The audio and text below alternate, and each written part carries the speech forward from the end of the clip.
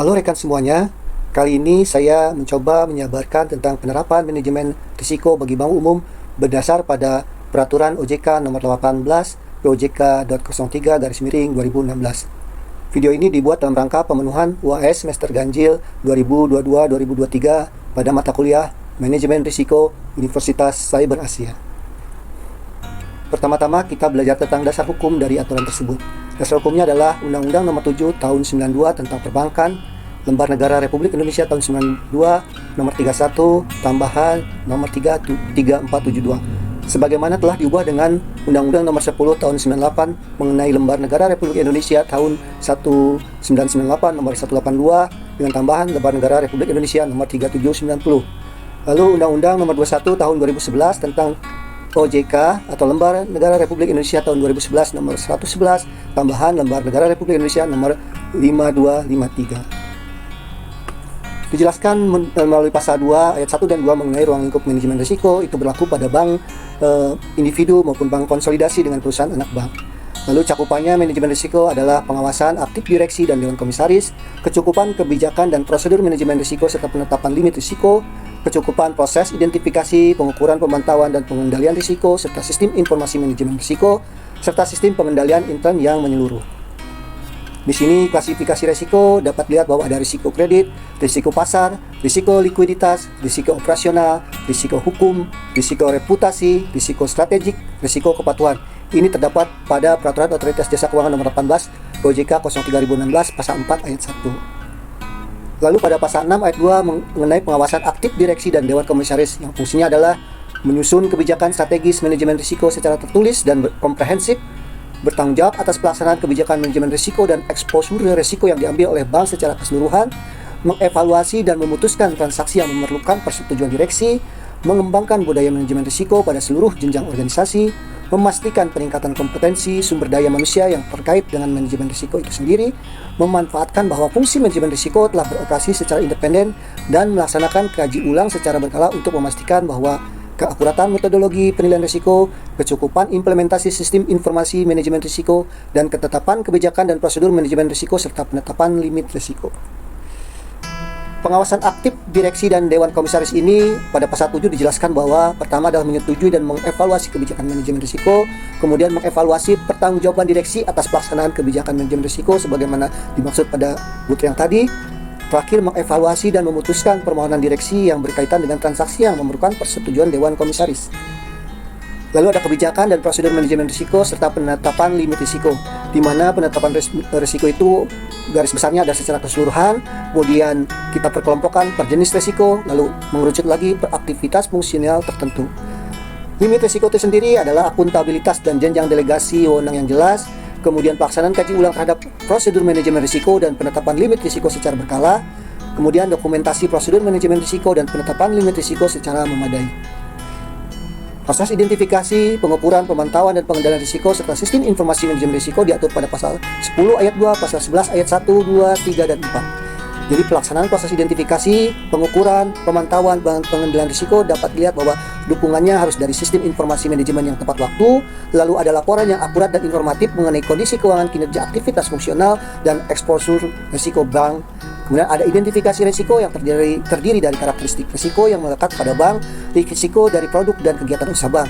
Ada juga pengukuran risiko yang diklasifikasikan berdasarkan evaluasi secara berkala terhadap kesesuaian asumsi sumber daya dan prosedur yang digunakan untuk mengukur risiko. Ada penyempurnaan terhadap sistem pengukuran risiko dalam hal terdapat perubahan kegiatan usaha bank, prosedur, transaksi, dan faktor risiko yang bersifat material. Kemudian pemantauan risiko yaitu evaluasi terhadap eksposur risiko itu sendiri. Ada juga penyempurnaan proses pelaporan dalam hal terdapat perubahan kegiatan usaha, produk, transaksi, faktor risiko, teknologi informasi, dan sistem informasi manajemen risiko bank yang bersifat material.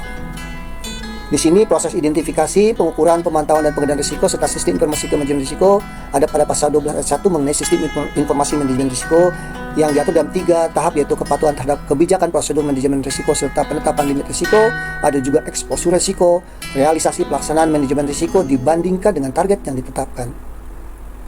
Kemudian di pasal 13 dan pasal 14 ayat 1 dan 2 kita mengenal sistem pengendalian internal. Jadi adalah kewajiban bank untuk melaksanakan sistem pengendalian internal secara efektif terhadap pelaksanaan kegiatan usaha dan operasional pada seluruh jenjang organisasi bank, sehingga mampu secara tepat waktu mendeteksi kelemahan dan penyimpangan yang terjadi. Adapun sistemnya dikendalikan dari 4 unsur, yaitu kepatuhan terhadap peraturan dan perundang-undangan serta kebijakan ketentuan intern bank, tersedianya informasi keuangan dan manajemen yang lengkap, akurat, tepat guna, dan tepat waktu, adanya efektivitas dan efisiensi dalam kegiatan operasional, efektivitas budaya risiko, yaitu risk culture sendiri pada organisasi bank secara menyeluruh.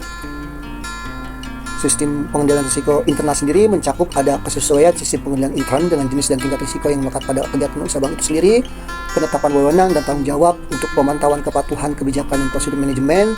Ada juga penetapan jalur pelaporan dan pemisahan fungsi yang jelas dari suatu kerja operasional pada satuan kerja yang melaksanakan fungsi pengendalian.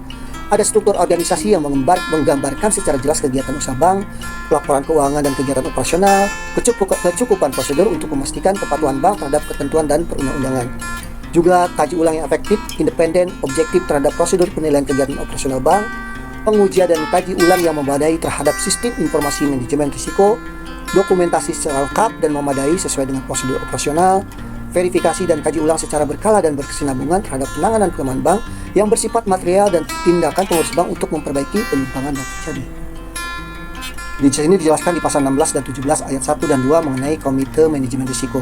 Jadi organisasi dan fungsi manajemen risiko itu di mana bank dalam rangka pelaksanaan proses dan sistem manajemen risiko yang efektif sebagaimana disebutkan di pasal 2, bank itu wajib membentuk satu komite risiko. Komite risiko itu adalah diisi oleh mayoritas direksi dan pejabat eksekutif terkait.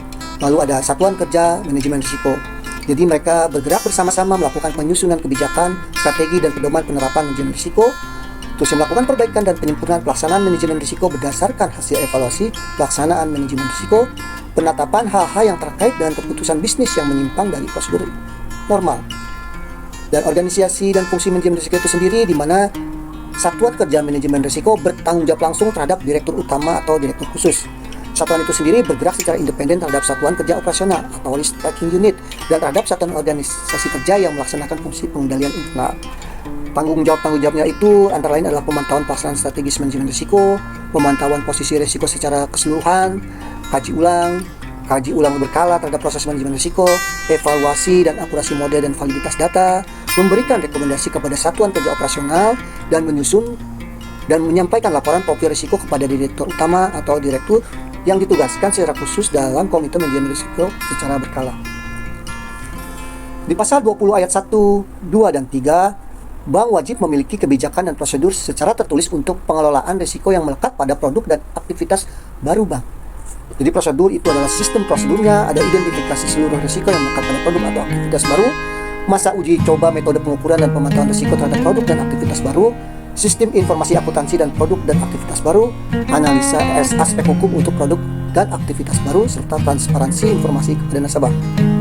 Produk baru atau aktivitas baru tidak pernah diterbitkan atau dilakukan sebelumnya oleh bank.